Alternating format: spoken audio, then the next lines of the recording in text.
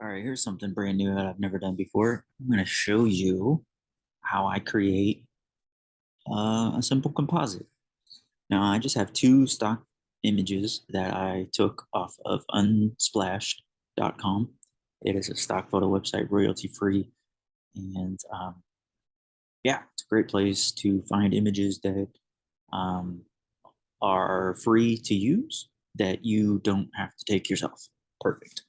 So we have the subject, and we have a background. And I'm going to merge these two images together. Now, first things first with this that I would do, and again, there's a million different ways to do pretty much everything in Photoshop, and everybody has a different opinion and a different workflow I have found over the years. So what I like to do is first line the images up with the horizon lines. This one's kind of difficult, so it's kind of fun to show you how to find the horizon line on this one. But this one's a little bit easier. Um, Horizon line would just be right about here at the end of the alleyway. And this one, can't really see it. Plus, we already know that's not the horizon line on this image. So this guy needs to come down a little bit. But what we're going to do is, instead of just kind of guessing, because that's still off, I think, is get rid of that first. And then all I do is I take these leading lines, which every single image has one. This is just super obvious because it's the bottom of the walls. And I drag them all the way out, but then line them up with the bottom of the wall. Oh boy, that is way too big. All right, yeah, you don't want a big thick line like that because then it defeats the purpose.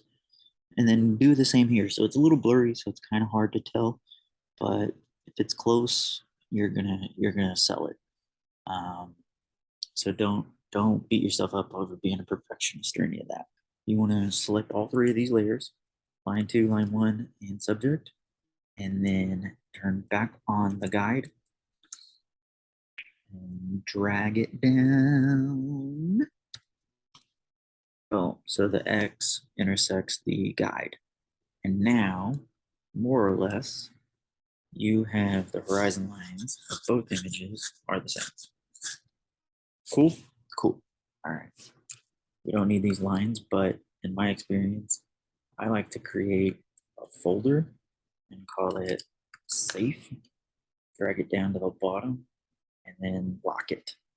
And then I keep, if I end up doing anything destructive editing, which I try not to, but if I end up doing destructive editing, I keep the original layer or the original image in the safe.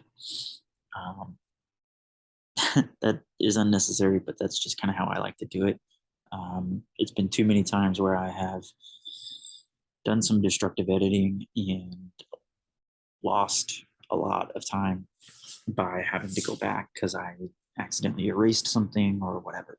But anyway, now we're going to select the subject out of this image, and Photoshop has a really easy way to do it. Select subject. 9 times out of 10, this is going to be good. There are some times where the background kind of blends into them or the hair is messed up or but this one even got like a little bit out of in between his arm. Whoops. And I think that's pretty cool. So what we're going to do is we're going to create a mask. Again, as little of destructive editing as possible. So create a mask. Boom. Now, not too bad so far. Obviously, the colors are way off. Once you create a mask, it automatically selects that mask. Just select the image again. And come up here to filter, neuro filters. Now, this is sort of new in the last year or two. And the one that I'm using right now is in beta still. So it's called harmonization. And you're going to have to download it first. So it'll look like a little cloud with the download thingy. And then once you download it, it's not very big, doesn't take very long. Turn it on. Now the reference image that we're going to use is the background because we want to turn the layer that we're selected, this guy here, we're going to turn them into the background colors. So we use the background as the reference, and then Photoshop will do its thing. And again, 9 times out of 10, this looks pretty darn good. Definitely saves you a lot of time with some hue and saturation adjustments, color balance, all that stuff. Like this just does about as good a job as most people I know. So without even tweaking it. But if you did need to tweak it, there's some options here. Let's just, for the sake of argument, boom, done. All right. And what I like about that is it adds the layer on top. So now the thing is you're dealing or you're working on a layer that is no longer masked. It is just its own layer. So um, yeah, you have lost his feet, all that kind of thing. So it's nice to keep your original. And this is what I would do. I would copy that down, throw it in the safe. So now that stuff's in the safe. So if I need those leading lines again, whatever, I have them ready to go. And I lock it because I accidentally make mistakes a lot. So from here, there's still some gaps, right? There's still, doesn't quite look like one image. And one thing that is sort of a cheat code, I would say, is to just kind of paint in quote unquote atmosphere. So I've already done it, but I drop this red reflection color, and then I will paint some of that in with just a normal brush. Like this is not any crazy, it's just soft round, and the opacity is way down. So then it just adds like some glow, and I put it over. Oh, whoops. Let me go back. Add a new layer. See, I told you I make mistakes. Add a new layer, and then kind of have some glows going on, and then you could actually add some glows behind him too, just to sort of create that more depth, I guess. Um, so then there you go. Cool. Now, one more thing I like to do to sell it even more is add some of these highlights onto his jacket. So what I'm going to do now, add another layer. I'm going to clip this layer to him and then paint a little bit of, let me turn the opacity up just a bit. Make sure the edges are super soft on this, by the way, too. And then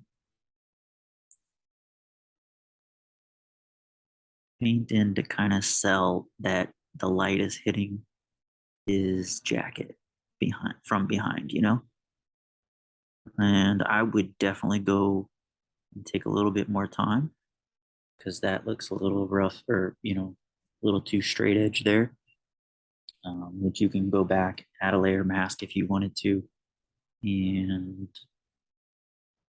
go in and really fine tune it, or take some away or whatever.